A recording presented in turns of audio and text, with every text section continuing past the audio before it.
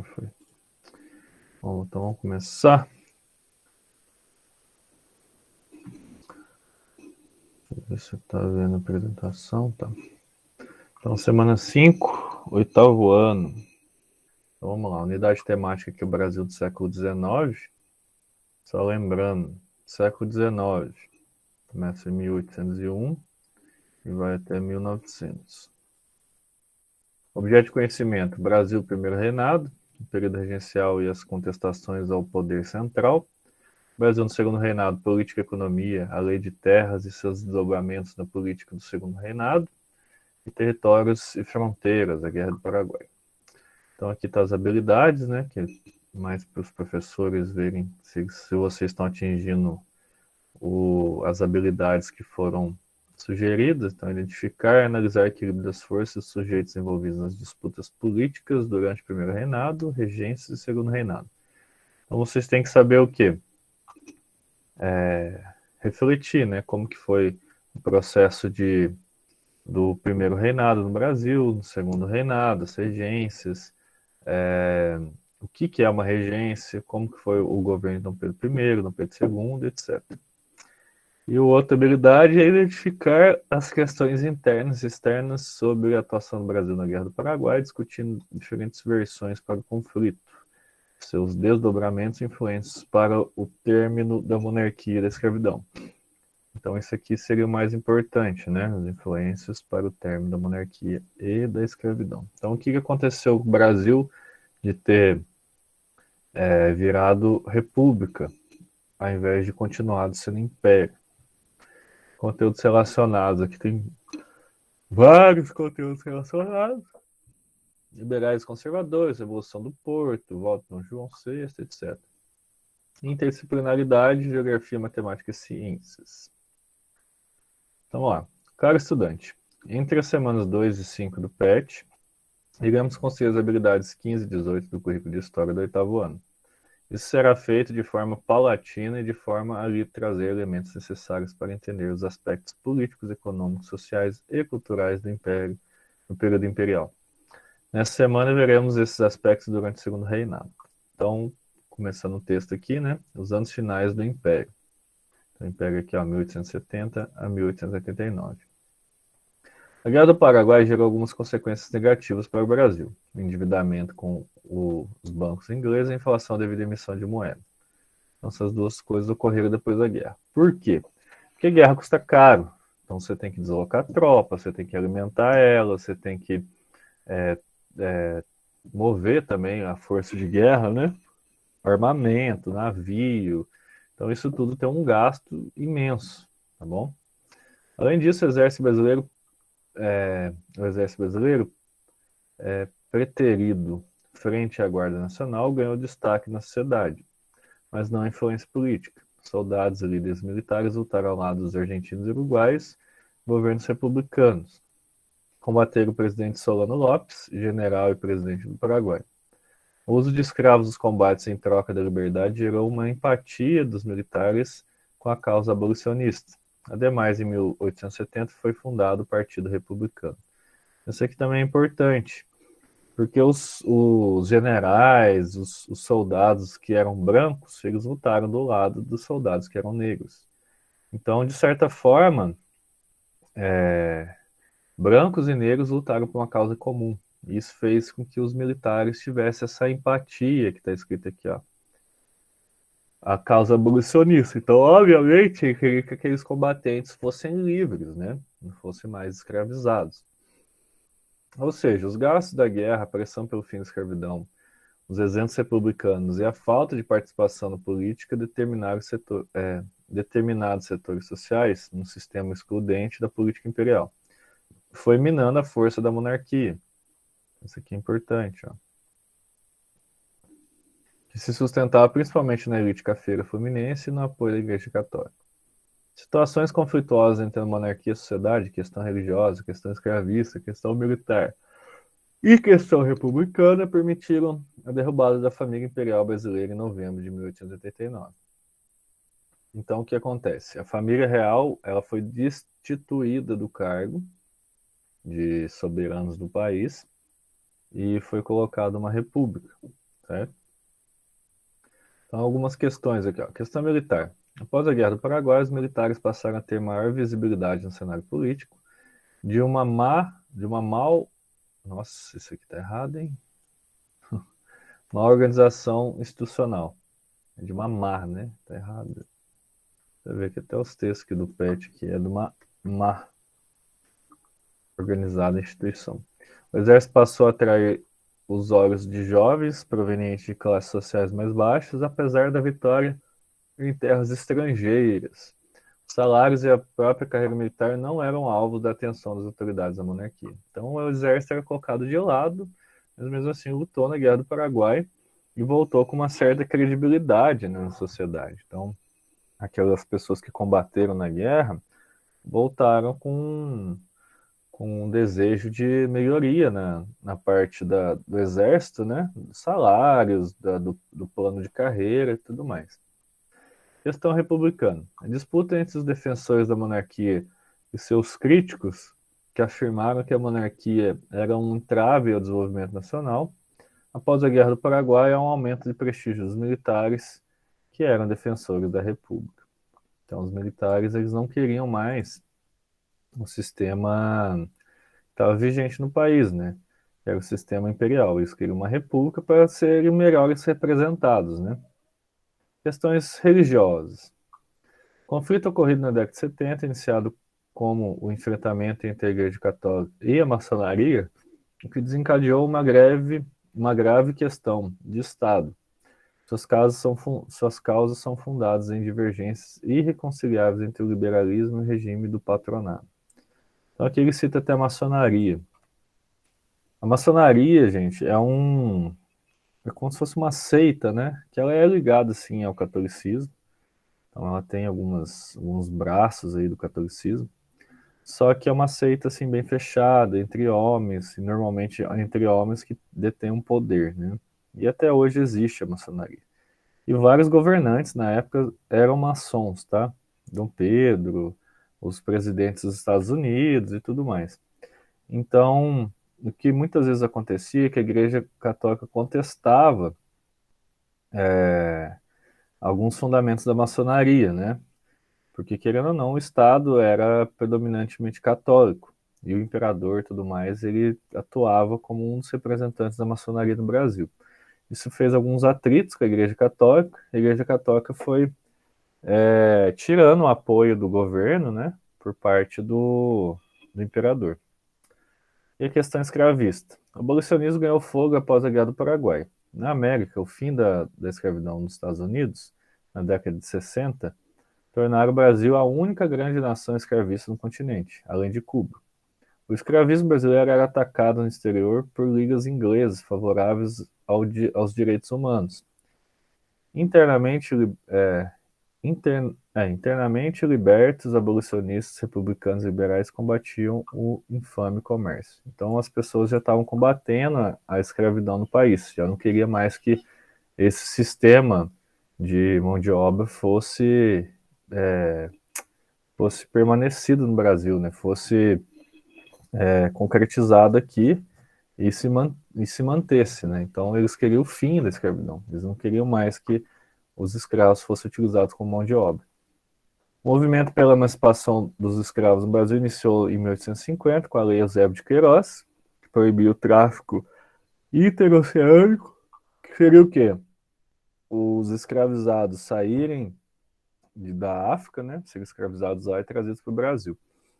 Depois foram aprovados a Lei do Ventre Livre, ou Rio Branco, 28 de setembro de 71, a Sexagenário ou Saraiva Cotegipe, em 85, e em 13 de maio de 88 foi assinada a Lei Áurea, onde todos os escravizados se tornaram libertos.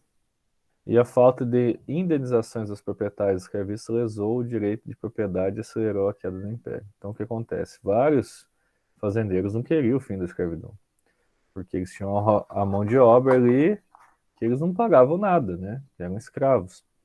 Então, o governo, quando decretou o fim da escravidão, ele não indenizou as pessoas, ele não pagou entre aspas, pelo prejuízo, porque todos os donos de fazenda, etc., tiveram que abrir mão dos escravizados. Então, todos os escravos se tornaram livres. O café desponta como principal produto da economia brasileira. Desde o início do século XIX, pelo menos o Vale do Paraíba se viu ocupado por extensas fazendas de café. Até 1870, essa região foi a principal produtora de café exportado pelo Império Brasileiro, desde a segunda metade do século XIX. Muitos fazendeiros buscaram novas áreas de cultivo no centro-oeste paulista, impulsionado pelo solo de terra roxa. Então, o solo era muito fértil, né, para o plantio de café. Com o crescimento da produção cafeira, iniciou também a instalação de ferrovias para atender ao deslocamento da produção de fazendas afastadas no litoral. A modernização econômica do Império esteve atrelada às tarifas Alves Branco, de 1844, que aumentou os impostos em vários produtos importados, incentivou a produção nacional. E a Lei Eusébio de Queiroz, que proibiu a entrada de escravizados. O capital que deixou de ser gasto por compra de cativos, somado ao capital gerado pela venda do café, foi sendo investido em novos negócios. Então, essa época é o início da industrialização no Brasil. Então, os cafeicultores que tinham muito dinheiro na época começaram a investir na industrialização nas cidades, tá? Esses novos negócios se destacou o Barão de Mauá, entusiasta da industrialização nacional e que criou diversas empresas. Vale destacar também que Não, ainda professor, tô travando demais. está travando. Sua voz tá picotando, tá? Mas será que é a sua internet ou é a minha internet? Vou dar um teste aqui. Na minha. É, não sei. Vou fazer um teste de internet. Vamos ver como que tá a minha internet. A minha tá quase 40 megas, 50. Tá boa.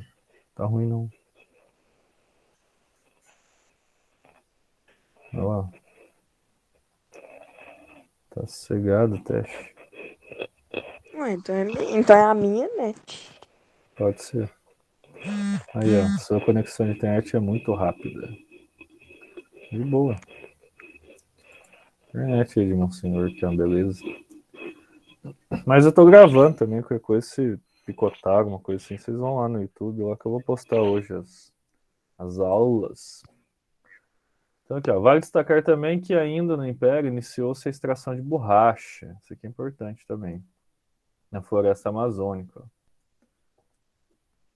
O ciclo econômico da borracha, que atendia com essa matéria-prima a expansão industrial europeia e estadunidense, enriqueceu a elite da região e foi atividade econômica de destaque até a terceira década do século XX.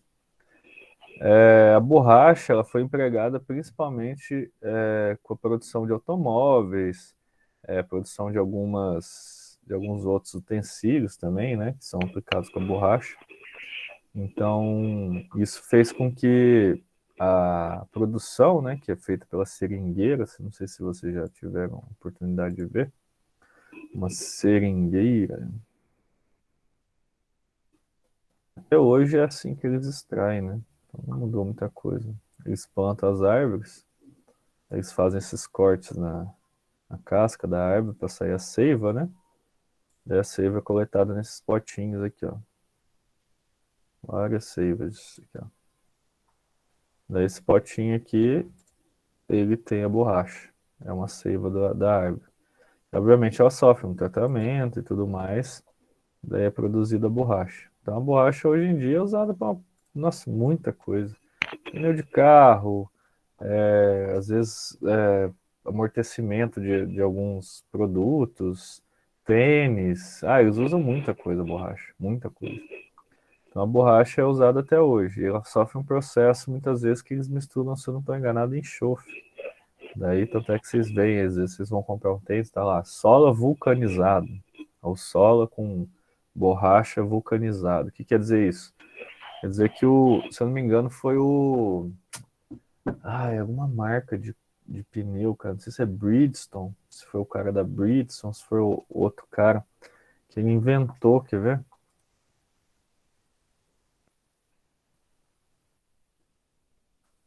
Um meio de fazer a borracha durar mais tempo, para assim ser mais resistente.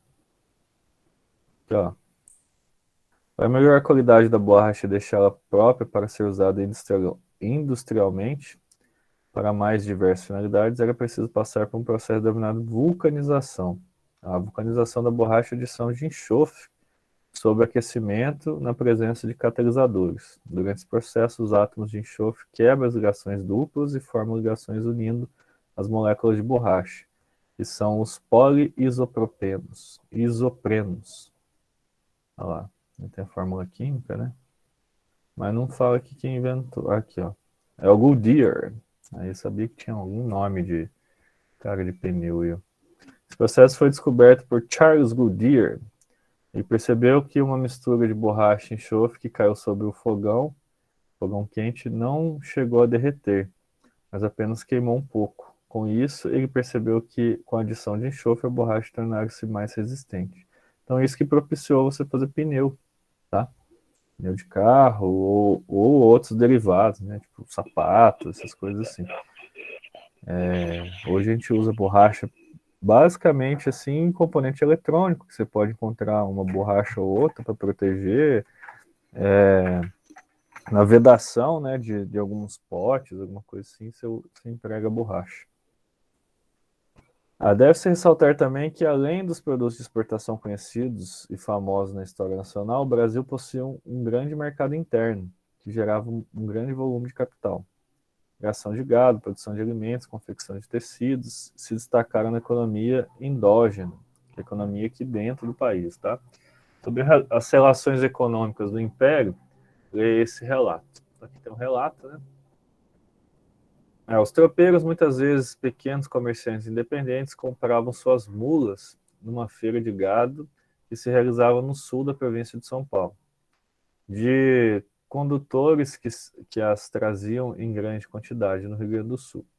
Além de transportar as colheitas até os portos, os tropeiros ligavam as cidades do interior na direção norte, unindo as ricas zonas cafeiras de São Paulo e Rio de Janeiro, com as regiões produtoras de açúcar na Bahia e de Pernambuco, indo além com o Piauí, Maranhão e o Pará. Alguns acabavam comprando terras e se tornavam fazendeiros, enquanto cidades portuárias se preocupavam mais com o comércio oceânico com a Europa do que com o intercâmbio comercial entre uma e outra. A região interiorana de cada uma delas estava interligada por uma rede de caminhos entrecruzados por onde viajavam tropas de mulas. Então a gente tem alguns resquícios desses tropeiros na culinária mineira, como o nosso famoso feijão tropeiro. Professor, por que chama feijão tropeiro? Porque são alimentos assim que as pessoas conseguiam carregar sem ter, por exemplo, uma geladeira, né? Então, como que você faz o processo? Não sei se você já ouviu falar da carne de lata.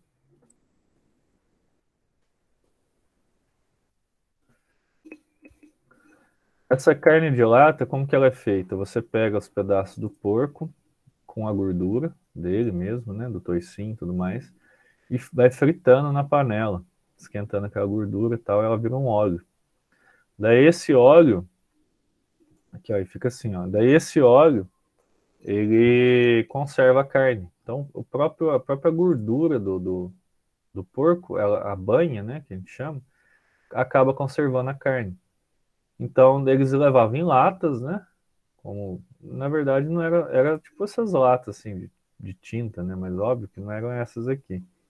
Eram latas próprias, assim, mas eu não tô achando aqui nas imagens algumas latinhas. Essas latas são tudo comercial. Hoje em dia eles vendem muito isso, né? Mas aqui não tem. Mas é tipo aquelas latas de leite, de metal, quer ver?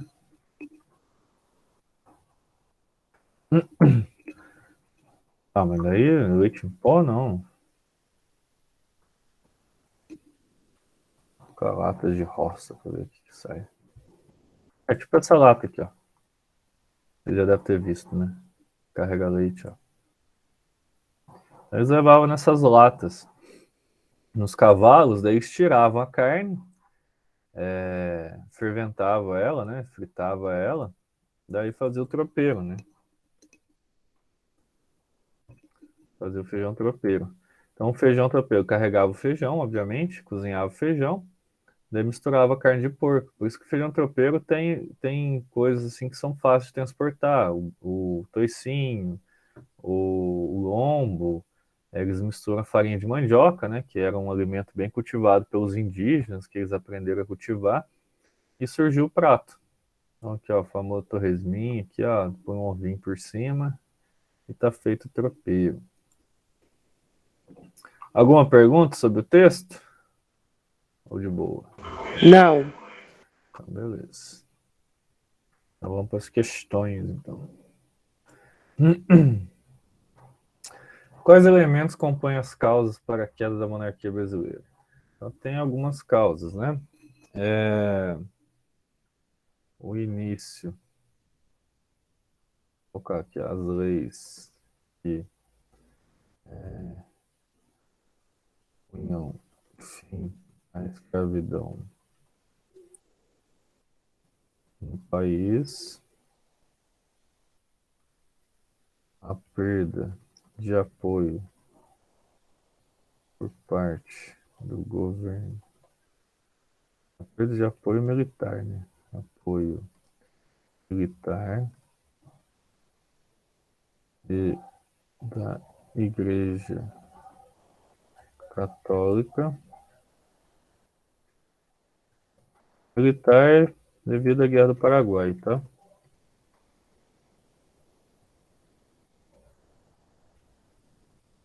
Guerra do Paraguai.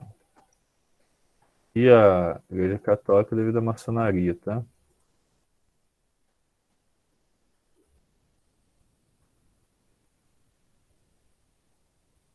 Devido à maçonaria. Tiveram outros fatores? Tiveram outros fatores. A falta de indenização dos fazendeiros.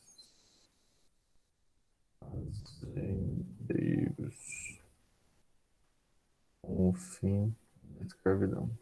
Então, com isso tudo, ele perdeu, a monarquia perdeu apoio, tá? Então, as leis que punham fim à escravidão, a perda de apoio militar e da Igreja Católica, e a falta de indenização dos fazendeiros com o fim da escravidão. Então, o governo não pagou a indenização para as pessoas que perderam os escravos, né, com a abolição. 2. A produção cafeeira montada no Vale do Paraíba caracterizava-se por uma síntese do uso de terra no qual matas e capoeirões substituíram a adubação do solo. Assim, a possibilidade ao longo do tempo de continuidade ou implementação ou ampliação da produção existiam em função direta da quantidade de solo virgem. O uso continuado criava nas fazendas três tipos de terreno, que tinham por sua vez diferente valor. As terras em pasto, resultado dos antigos cafezais improdutivos e, portanto, menos valorizadas. Os cafezais, que dependendo da sua idade possuíam maior valor. E as matas, tipo de terrenos mais valorizados, pois definiu as possibilidades do futuro da produção. Então a gente tinha três tipos de terras, né? As terras que já foram produzidos o café e viraram pastagem, os cafezais e as matas, tá? Que eram mais valorizados. Segundo o fragmento do texto, como se deu a expansão da cafeicultura no segundo reinado brasileiro? Bom, a expansão da cafeicultura se deu devido ao solo fértil da região do Vale do Paraíba. Fazendeiros compravam grandes extensões de terra para o cultivo da monocultura de café. Então, basicamente é o quê? Os fazendeiros compravam, né, as grandes propriedades e eles plantavam somente uma cultura, né, que era só o café. Então não tinha plantação, por exemplo, de laranja, de abacate, tipo, plantações grandes que eu falo, tá? Obviamente eles tinham hortas nas propriedades, eles plantavam lá hortaliças e tudo mais, tipo alguns pés de laranja, essas coisas assim, mas é mais para o consumo próprio, porque boa parte da propriedade eles plantavam somente o café, que era depois exportado, tá? Então era a principal atividade econômica do país. Agora essa aqui vocês respondem, ó. Segundo o reinado, o segundo reinado, preso ao seu contexto histórico, não foi capaz de dar. Alguém entrou aí. Mas quem que entrou? Não, entrou de novo.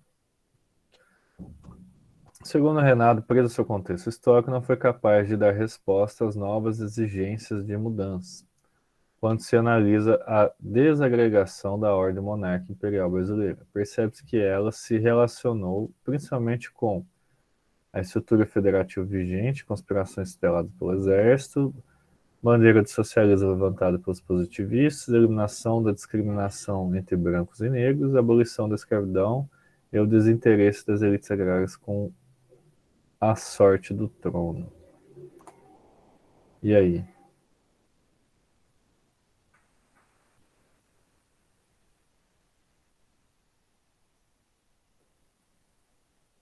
Qual que vocês acham que está certo?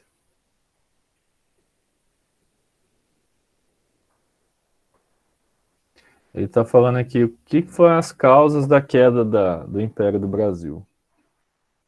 Eu acho que é a D. Uhum, isso mesmo. Abolição da escravidão e desinteresse das elites agrárias com sorte do trono. Então, desinteresse das elites, né? Porque o imperador não governava para elas diretamente, né? Então, isso fez com que os fazendeiros tirassem o apoio da monarquia. A letra D que está certa. Muito bem. 4. Transporte ferroviário no Brasil da segunda metade do século XIX ao início do século XX mereceu prioritariamente o interesse estatal e particular. Eu estou falando aqui que a construção das ferrovias foi um interesse do Estado e também de alguns particulares, tá? Algumas pessoas lá que querem investir nisso, como o Barão de Mauá, que falou no texto. As condições históricas relacionadas com a ampliação da rede em ritmo crescente foram. Então ele está falando assim, por que cresceu a rede ferroviária no Brasil nessa época? O que eles estavam transportando? Expansão da cafeicultura, principalmente em São Paulo, escoamento de produção para o exterior, reservas de minério de ferro do quadrilátero ferrífero, pouco acessíveis e demasiado distantes dos centros urbanos, política de industrialização e reflorestamento e capitais externos em busca de lucros para a indústria automotiva e para as empresas distribuidoras de petróleo. Essa está bem fácil também. E aí? Eu vou na A. Isso aí, cara. Você acertou. Isso mesmo, a expansão da cafeicultura, né? Então, os fazendeiros estavam produzindo muito café e precisavam exportar isso. Então, se a gente for ver aqui a rede ferroviária, quer ver? Rede ferroviária do Brasil. Então, aqui tem as redes, ó. Deixa eu pegar um mapa decente aqui. Das redes ferroviárias. Presta atenção no mapa que vocês vão entender o porquê. Ó, esses caminhos mais escuros aqui são as redes. Pior que essa imagem tá uma porcaria. Esse aqui tá melhor. Tá melhor, mas tá pequeno. Então o que a gente pode perceber aqui? A maior parte das redes, ela se encontra em qual parte do Brasil? Na parte norte ou na parte sul? E aí? Na Sul. Na sul? Nessa parte de baixo, né? Aqui, ó, concentrado mais ainda, está na parte sudeste, né? Que é o Rio de Janeiro, Espírito Santo, Minas Gerais e São Paulo. É o sudeste que a gente chama. Tá vendo aqui, ó? Então, o que que acontece? As linhas férreas, elas cresceram nessa parte aqui, ó. Nessa parte. Ah, professor, e essas aqui, ó, vindo do interior, perto do Paraguai, Mato Grosso e do Sul? Essas aqui foram criadas depois, para exportar soja e outros alimentos aqui do Sul, tipo carne bovina, essas coisas assim. Só que no início começou aqui, ó. que é onde tinham as fazendas de café, principalmente aqui no sul de Minas Gerais, Rio de Janeiro e São Paulo. Então as linhas começaram aqui. Então, o que que elas transportavam na época de Dom Pedro II? O café, principalmente o café, certo? Você vê, ó, trem Ô, de você café. sabia que tem a estrada de ferro aqui em Monserrate até hoje? Tem estrada de ferro. Debaixo Ah, da é. fazenda, pra baixo da fazenda de São Júlio. Ah, você fala que tem a linha férrea ainda. Uhum. Tem a linha, tem a linha. Eles estavam querendo até reativar ela, inclusive. Mas eu Só acho que, que não vai reativar, não. vai uma grana muito pesada. Porque a linha aí de Monsenhor liga Mariana e vai até Ponte Nova, se eu não estou enganando. É, Mariana, Ouro Preto a Ponte Nova, no caso. É, Ouro Preto, Mariana, Ponte Nova. E ela deve, em Ponte Nova, ela deve ligar mais algum outro lugar. Eu já não sei. E Mas Ribeirão. aqui na minha cidade tem também. Vê? Ribeirão também. Bandeirantes, né?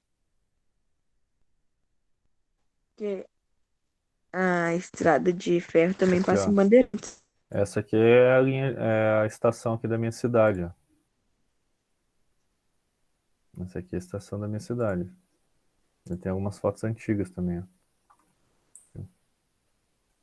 Ela foi desativada, se eu não estou enganado, em 1940, mais ou menos. Mais ou menos. Ela ligava, se eu não me engano, ela ia até Itajubá, daí ligava Pouso Alegre, ligava a região toda, essa linha de trem. E foi desativado também, agora virou como se fosse um museu. Hoje em dia é um museu, né? É um museu. E ela é bem bonita, cara, a estação daqui. E ela tá conservada. A de Monsenhor, coitado. Monsenhor tá caindo aos pedaços, né? Ah, Mas mas a disse que linha. vai reformar também a daqui. Né? Deveria, né? Porque é patrimônio. E a Vale, se eu não me engano, ela tem uma grana para reformar. E a nossa tá bem reformadinha, a nossa tá inteirona. E hoje é um centro cultural, né? Lá funciona um centro cultural. Então tem um museu lá dentro e tem uns salões lá que o pessoal usa para. O pessoal acho que usa para como se fosse um centro de hip hop, um negócio assim. Pra galera praticar lá a dança. Mas é bem Hum. bacana. É muito bacana, cara. É bem legal.